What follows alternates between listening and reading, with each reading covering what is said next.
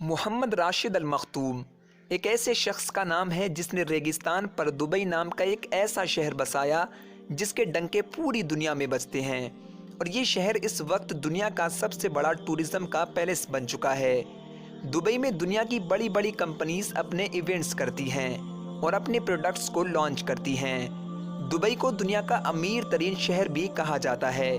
آج سے کچھ سال پہلے یہ دبئی ریت کے ٹیلے کے سوا کچھ نہیں تھا، لیکن پھر ٹیلوں نے ترقی کی اور دنیا کی سب سے بڑی بلڈنگ کا نام اپنے نام میں درج کرا لیا، اور اس شہر کی سب سے اونچی بلڈنگ کا نام برج خلیفہ ہے۔ کہنے کو تو اس شہر میں اسلامی قانون لاگو ہے، لیکن وہیں عیاشی اور گناہوں کے اڈے بھی اس میں موجود ہیں جن کو اسلام کبھی بھی قبول نہیں کر سکتا۔ جن لوگوں نے دبئی ابھی تک نہیں دیکھا ان لوگوں کے لیے یہ ویڈیو بہت ہی زیادہ انٹرسٹنگ ہونے والی ہے، اور جنہوں نے دبئی کو دیکھا ہے وہ بھی ہماری باتوں کو ضرور تسلیم کریں گے۔ دوستو، یہ شہر نیو پالیسیز پر تیار کیا گیا ہے، اور اس کو بنانے کے ٹائم یہ پالیسی تیار کی گئی تھی کہ اس شہر کو ساری دنیا کے لوگوں کے لیے عیاشی کا اڈا بنایا جائے گا، چاہے وہ کسی بھی مذہب یا دھرم سے تعلق رکھتا ہو۔ دوستو، دبئی میں آپ کو عیاشی کی ہر چیز مل جائے گی، خاص کر یورپین جنریشن کو ٹارگٹ کرنے کے لیے اس میں بڑے بڑے عیاشی کے اڈے کھولے گئے ہیں، شاید جو کسی بھی یورپین کنٹری میں نہ ہو۔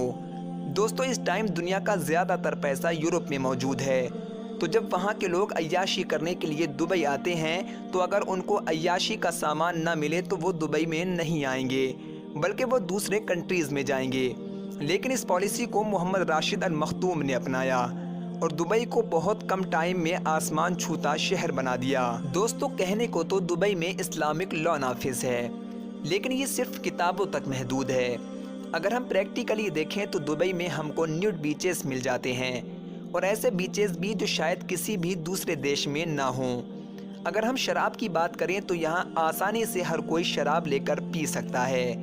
شراب لینے کے قانون صرف اور صرف کاغذوں میں لکھے ہیں، بلکہ اسلام تو شراب کو حرام قرار دیتا ہے۔ دبئی ایک ایسی اسلامک ریاست ہے جہاں سور کے گوشت کے ریسٹورنٹ آپ کو آسانی کے ساتھ مل جاتے ہیں۔ جس سور کے گوشت کو اسلام نے حرام ہی قرار نہیں دیا بلکہ اس کو سب سے گندا جانور بتایا ہے۔ دوستو، ایک اسلامک ریاست کو چلانے والا شخص بھی اسلامی زندگی کو اپناتا ہے، لیکن دبئی کے شیخوں کی ذاتی زندگی اور لائف اسٹائل کو دیکھ کر بالکل بھی ایسا نہیں لگتا۔ اگر دبئی کے پب اور کلبز کی بات کی جائے تو ان میں بھی عیاشی کے مزے اڑائے جاتے ہیں، اور پوری دنیا کے لوگ ٹورزم کے نام پر شباب اور شراب کی محفلیں جماتے ہیں۔ تو آج کی اس ویڈیو کے اندر صرف اتنا ہی۔ اگر یہ ویڈیو آپ کو پسند آئی تو لائک اور شیئر ضرور کر دیں، اور اگر چینل پر نئے ہیں تو سبسکرائب ضرور کر دیں۔ ملتے ہیں نیکسٹ ویڈیو کے اندر، جب تک کے لیے السلام علیکم ورحمۃ اللہ وبرکاتہ۔